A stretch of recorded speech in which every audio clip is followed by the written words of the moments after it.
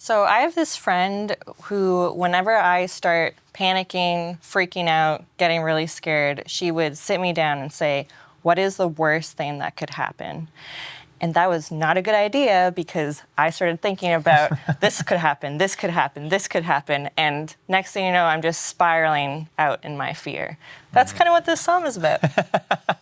Welcome to our Lenten meditations. We are talking about the different emotions that we have in this world and how there's a psalm to help us work through these emotions and give them to God. My name's Sutton Lowe. This is Kira, and we are excited to talk to you today. So we are in Psalm 6 talking about fear. Yes. Yeah, we talked a little bit about angst a couple videos ago, but fear and angst are not exactly the same thing. Kira, could you tell us a little bit about how you're thinking about it? I think fear is like kind of a more pure, straightforward. Angst, we were trying to define it last time, and you get kind of angsty trying to figure it out. Fear is like this primary, pure, I don't know what to do, fight or flight, I'm panicking, and all the worst things that could happen are happening.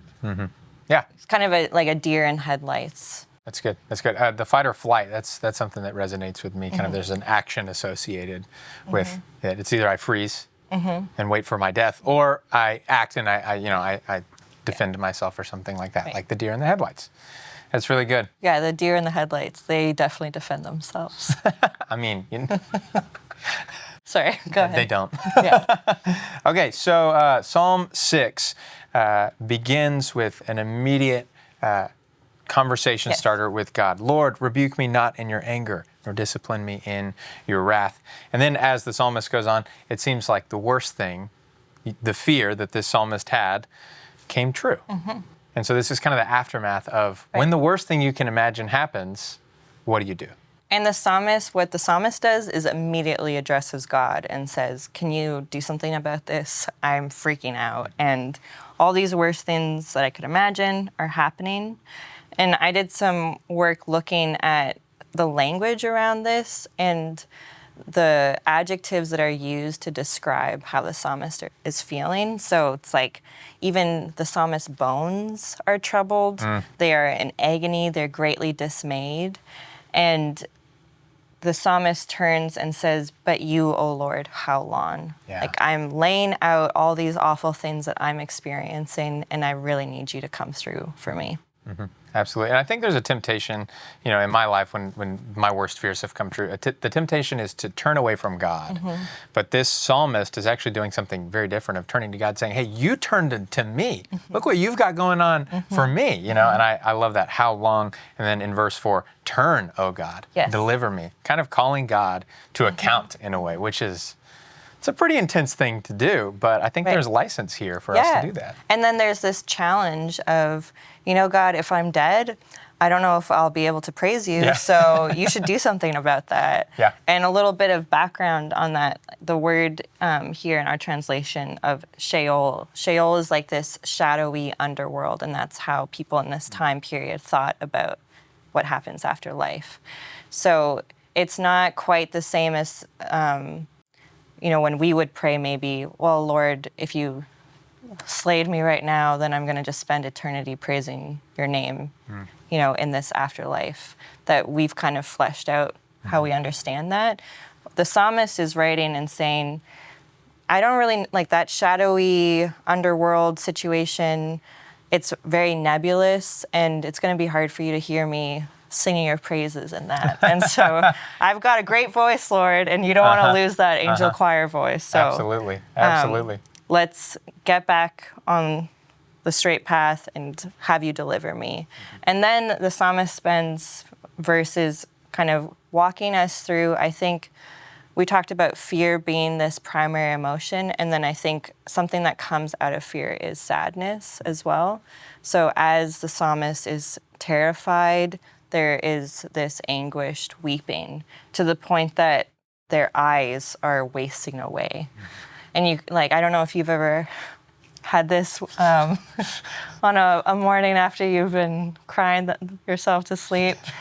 Maybe it's just me, but your eyes are sore, like and sometimes you wake up and you don't remember why, and you're like, what is going on with my eyes? And it's because you're crying so much. Yeah, you're wasting away. Your eyes eyes are literally wasting yeah. away, which is a very intense emotion. And, Lent is a time for these intense emotions where we can be honest about the realities of weeping through the night and things like that. And, I think there's a permission here, one, to call God to account. Knowing who God is, knowing that when I cry out to God, God will hear me. And you look at the Exodus story and the stories that this psalmist was raised on. When God's people cry out, God hears them. And so I think there's a permission in that, knowing the character of God, that when you do that, you can turn to God. And also, you can be honest about how you're actually doing to God. That's actually what God wants you to do. I think that's why the Psalm's here, for us to be honest about our fears and about the anguish that comes from when they come true, when they actually happen. Yeah, because I think maybe angst is part of anticipating your fear as well. Yeah. Or weeping is part of anticipating the fear and then also receiving it when it comes true.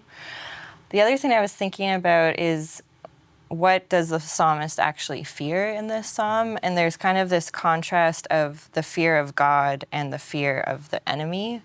And the fear of God being actually a healthy fear that is hard for us often to talk about, but it's this kind of respect and recognition that God is other than us. And awe, almost. And awe, yeah.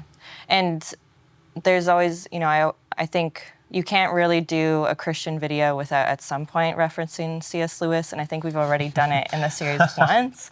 But he talks about, the one of the famous descriptions of Aslan, who is obviously the Jesus figure, is that he's not a tame lion. And there is something dangerous about that, but also not because you're going to be with him. And I think that's part of why the psalmist can start off calling God to account and saying, this is something that could be coming from God's hands, and I want it to stop. Yeah. And I can say both of those things. And that's a really difficult thing to think through, of like, why didn't God stop this thing from happening? Why did God allow this to happen? And why are my enemies, these workers of evil, why do they get to have some kind of hold sway over me? Absolutely. Yeah, that's really good. And the turn here is not that everything's okay. God makes everything all right. The turn is that God hears the prayer, and that God accepts the prayer of the psalmist. I think sometimes, just interpersonally, this is often when we are afraid or crying or angry, all of those things. Something that often we are looking for is for someone to just hear us out. And that's part of what we're allowed to do in prayer.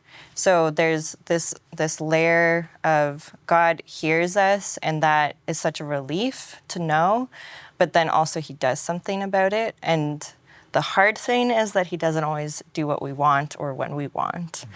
But I was thinking as we were reading this about the centurion who goes to Jesus and asks for someone who he loves to be healed. And he says, just speak the word, and I know it's going to happen.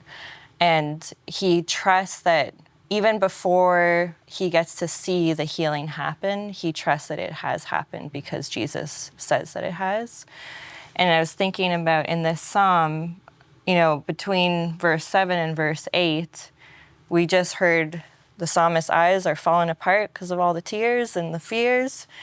And then verse 8, the psalmist can say confidently, depart from me, all you workers of evil, for the Lord has heard the sound of my weeping. The Lord has heard my plea. The Lord accepts my prayer. And between those verses, it's not like everything maybe got fixed. Maybe it did, but often that's not the case. But the psalmist is able to say, God has heard me. God is going to do something about it ultimately. And that's our hope. That's what we have in Lent. That's what we're preparing for, is the ultimate redemption at the end of the season. And that's Jesus on the cross is also, that's the voice of all of us. Absolutely. It's good. Well, thank you for joining us for this video. We look forward to the rest of this season of preparation.